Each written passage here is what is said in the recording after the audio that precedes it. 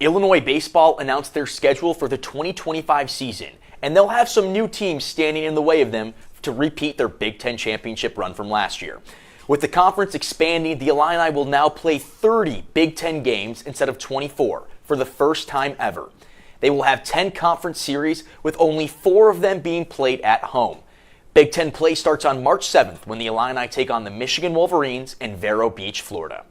Women's basketball season is underway and the team is starting hot. The Illini improved to 2-0 following a pair of home wins, including a ranked upset. Their first game of the season was a tough matchup against number 19 Florida State, but it didn't stop Illinois from getting an 83-74 win.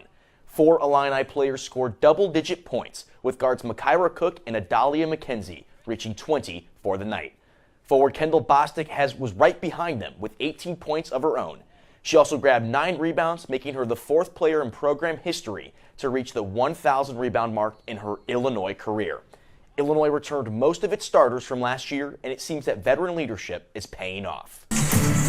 Big Ten women's basketball is here. The regular season opener for the Illinois Fighting Illini, who welcome in the Southeast Missouri Redhawks here on Big Ten Plus. Welcome on into the State Farm Center.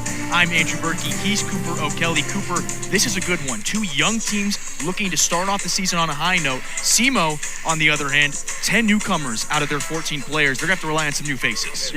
Yeah, one thing that stood out to both of us during prep was the Lakers lost a lot of production. They have 6 freshmen on their team, and every single freshman played in their one game. They've only played one game this year against Davenport. It was a loss. They have fresh legs, fresh skates. And one thing that really stood out to me while looking at the stats of that game, they were up 2-1 entering the third, and their goalie Harper Castle let up 4 goals. I think this could be a get-right game for that Illinois offense to kind of turn it around and put that production on the scoreboard that they didn't put on Friday night. We had a little bit of it Saturday night, but there were a couple garbage time goals. Minot State really controlled the pace of the game.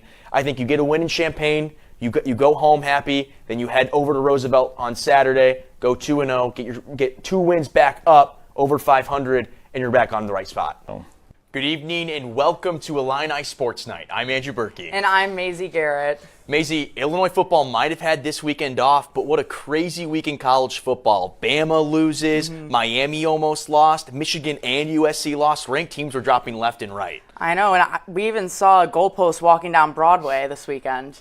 Hopefully that happens in Champaign sometime soon. Also, I don't know if you caught this. A couple Illinois wide receivers got engaged to their girlfriends. Oh, yeah. Pat Bryant, and it looks like Ashton Hollins as well. Well, love is in the air. Only good signs for Illinois football. Seems like it. Let's move over to Illinois soccer, because they just added another Big Ten win to their record Sunday afternoon.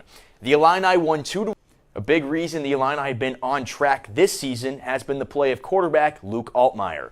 But he only has 1 more year of eligibility after this season, which will leave the Illini with a hole to fill at that position. There are a few different quarterbacks on the roster, like Kyle Swanson and Donovan Leary, who could contend for the starting job, but Illinois just added another guy to the mix. Class of 2026 4-star QB Michael Clayton II announced his commitment to the Illini yesterday. Illinois was one of his top 7 schools and beat up teams like Mizzou, Ole Miss, and even Big Ten rival Nebraska. Clayton is the first commit for the Illini class of 2026 and will likely compete for the starting job when he arrives.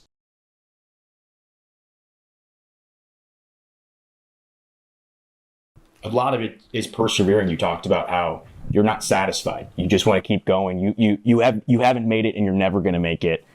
Through your entire career, what has been the hardest part, the hardest mountain that you've had to get over?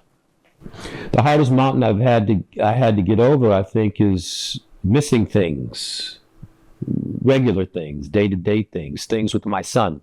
And going through the preparation, you have the opportunity to talk to coaches. I really liked what you said before about the easiest way to talk to people is to talk about them.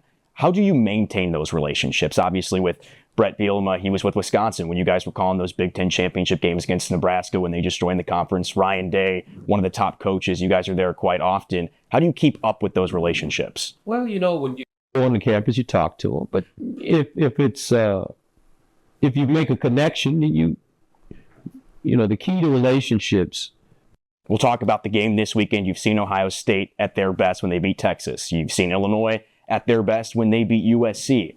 A lot of people are going to take that number 1 team, but for you guys, obviously, in that middle, what are you kind of expecting? What are you looking forward to this weekend? I'm expecting Illinois to play the best game of their lives. INL. That's what I'm talking about. That's what I'm expecting. That Illinois is going to come out there. I mean, I know we're not even going to think about what happened at Indiana.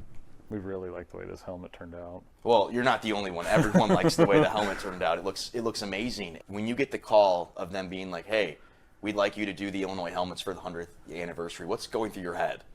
And I'm kind of a history buff and like antique things and old things and love the history of everything. Do you have any nerves when you see your helmets are going to be on national television with the new uniforms?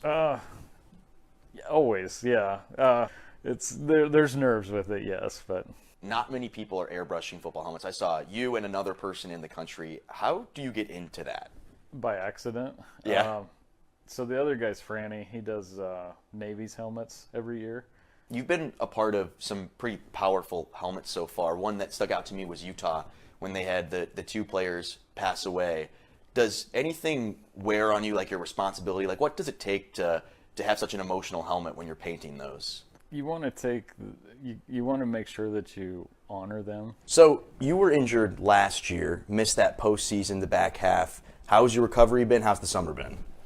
It's been really good. I'm like 8 months out now, and I've been really doing well with rehab and recovery. I've focused a lot on my mental aspect of it. I've been going to therapy a couple times a week, so it's been really nice. How hard is it mentally when something happens like that? It's tough, especially with a season-ending injury like an Achilles tear. It's definitely difficult to kind of process.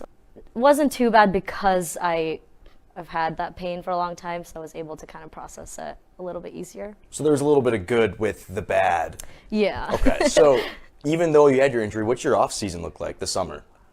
So mainly just practicing the best that I can with what I'm cleared to do. Yeah, so I do want to talk about your team. You lost some key contributors last year to graduation. You're a senior now. You're the upperclassman. How do you kind of take that leadership role? Yeah, we've emphasized a lot of leadership inside and outside of the gym, and we want to make sure that we're holding each other accountable. You guys have such a strong crowd, especially with young girls. What does it mean every time that you see the young girls run up to you guys and you guys are able to dance on the mat and have fun? It is just so surreal. You know, you dreamed of this moment